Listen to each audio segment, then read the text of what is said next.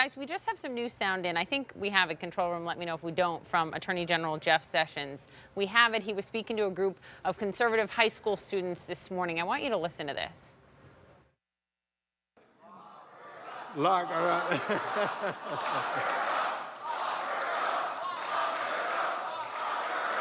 well, so.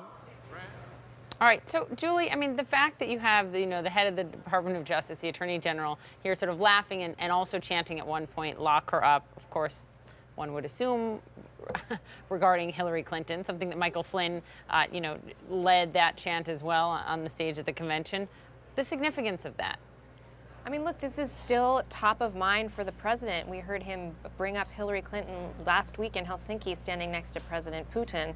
And it's still a chant that we hear break out at all of his rallies and all of his appearances. But by the Attorney General? Well, to me, that sounded like a sort of a reaction of like, what am I hearing here? And he's sort of, it seemed to me like he was trying to laugh that off. But certainly if you're in the administration now and you're Jeff Sessions, who's already on very thin ice with the president, you're going to embrace that sort of tack and that political point that, the president has never let go of. And it is very much something that animates his supporters. And if you're Jeff Sessions, you don't want to step on that thread. I mean, that's not a place you want to ever be, given how preoccupied this president continues to be with his former rival, who he is no longer facing in any sort of political race at the moment. On the topic, Josh Dawsey, of attorney generals, current and former, Eric Holder. So Eric Holder doing the media rounds, and Holder goes on Colbert, and Stephen Colbert, I don't have the sound to play for you, unfortunately, but Holder goes on Colbert, and Colbert asks him if he's thinking about running for president, and he says, "Yeah, I'm thinking about it." Do you have any reporting on that, and what do you make? What do you make of I don't know, the chances he would have and him publicly confirming this? Well, I'm not sure what the chances he would have, but we're certainly seeing people jump in, just to early machinations and moves if they're ready for 2020. It doesn't hurt to be talked about at this point. It doesn't hurt to have your foot in the ring.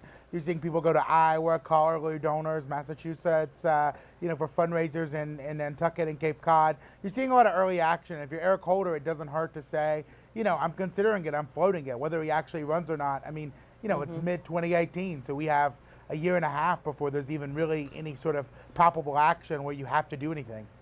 Let me get to you both on sort of the willingness of Republicans in Congress to act right now. Julie, when it comes to the latest sort of unprecedented move by the White House, this threat of revoking national security clearances, rather, for these former intelligence officials, our team caught up with Republican Congressman Scott Taylor yesterday, and he's one of the few Republicans to at least vocally blast this. Here's what he said. No, I'm not okay with it. Not okay with it at all. It's free speech. So if something, so I'm troubled by it. I think it is, it's not what we need to be doing. It's one thing to say it, right? And then it's another thing for Republicans in Congress to act, to do something about it. What's the appetite for that right now? Although the president has the power to do this unilaterally, but we've seen Congress make efforts to tie the president's hands and hold symbolic votes, for example. Well, from what we've seen, frankly, there's very little appetite for challenging the president on any of this. I mean, we did see the Senate with the vote last week to refuse to extradite or send any Americans to Russia for questioning when that outrageous idea was not dismissed out of hand by the president or by the White House press secretary.